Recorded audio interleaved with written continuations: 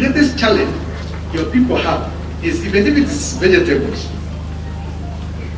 each of them is rushing their vegetables to Mirigiti. How inefficient can you get? Supposing they form a cooperative, a KTPA, they have a buying center.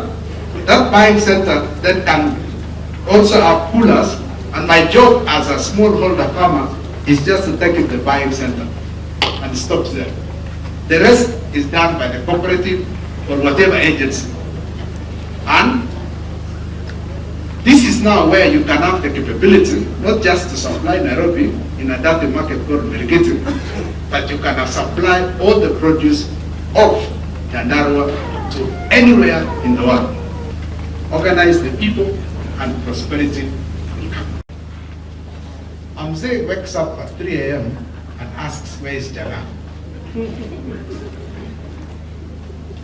When you have a citizen who thinks like that, then there's no progress. We must educate our people to wake up at 3 a.m. and deliver value for their own family. If you look at the history of universities globally, they were established to solve societal problems. That was the purpose of university. So the TVETs, the education system, must end up in the university. So the TVETs are lower. So if you want industries here and your children to be employed, they must be skilled. So a great investment in education. Because when you have an educated person, it's very easy then to tell them what to do. Remember, as they even advance, because the citizen makes critical decisions in this country and the country. We are a democracy, and so therefore, the average citizen decides who becomes the leader. MCA, MP, senator, governor, president, all of them. Can you imagine? Okay, I know Plato told us, those who know Greek philosophy. Plato told us the worst person in a democracy is an illiterate voter. Very dangerous. For every 10 visitors, one permanent job is created. That's the tourism number. The country with the highest number of tourists in the world is France. France receives 117 million tourists every year. 11 million people permanently are employed in hotels, taxi drivers, all that works. You can solve the unemployment problem in Nyandarua just by receiving visitors. When you receive, can you imagine, when you receive 117 million people, in every breakfast, how many eggs are consumed? They consume 2 eggs. So therefore, 240 million eggs are consumed. So if you want to solve the problems of Nyandarua, if you receive visitors, it makes agriculture go up automatically. And since you have no problem of water, then the triangle just works naturally, moves. Look at the infrastructure which are about to be developed or has been developed. Your biggest market for Nyandarua is Nairobi. Now, we need to say, is the infrastructure of Nyandarua then aligned with Nairobi? You say, okay, you feed the nation. How efficient are you feeding the nation in arriving at Nairobi? Malaysia, Singapore, and South Korea. For them to get there, it is not that it was miracles, but there are some basic things that they did. And the basic things that they did were deliberate, intentional. And you can prove me, Daktari. Lee Kuan Yew, isn't it?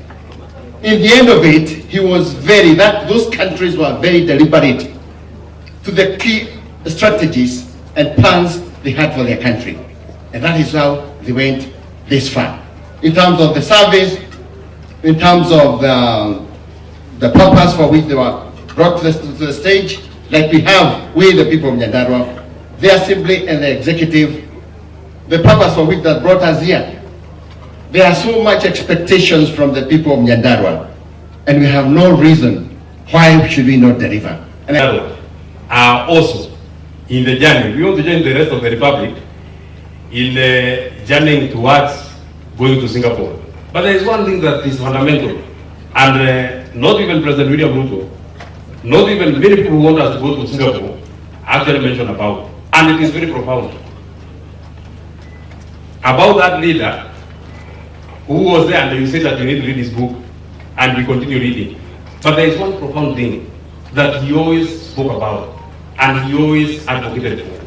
And it is the basis and the foundation upon which this country, upon this rich county, upon which any leadership would move their country to the next level. If you cannot talk about corruption, there is no way you can move to the next level. There is no way you can take Kenya anywhere. Not even Kenya. There is no way you can take a village to the next level. You have to first think about corruption, because it does not matter how much you correct as revenue. If you correct 4 billion, if you correct maybe 4 trillion in your budget, and half of that money goes to individual pockets, you have been defeated by a country that has a budget of 3 trillion if it goes to the people. So we must continue fighting and speaking about corruption from the national level, the county level. Na hiyo ni kweli, ni lazima tuwe werevu, na kuwa werevu ni kukubali kuface challenge. We cannot do the same thing every other time and expect different results. That is why this year, coming year and going forward, and when you come back here in 5 years' time, we shall be telling you about a factory they have opened, yeah, their coffee, their apples, their avocado, na mambo mengine. Because we have to put money into our people's pockets. That is the only way you have, we can be able to proceed. If I captured that time clearly, he said one of the most dangerous character is an ignorant electorate. Because an electorate is one who leads a leader to the office. So as we endeavor, as we'll be going to the elections, I would like we reflect. Currently the voter registration is going on. It is a constitutional mandate of each and every person to vote. So let us encourage our young generation to have their votes.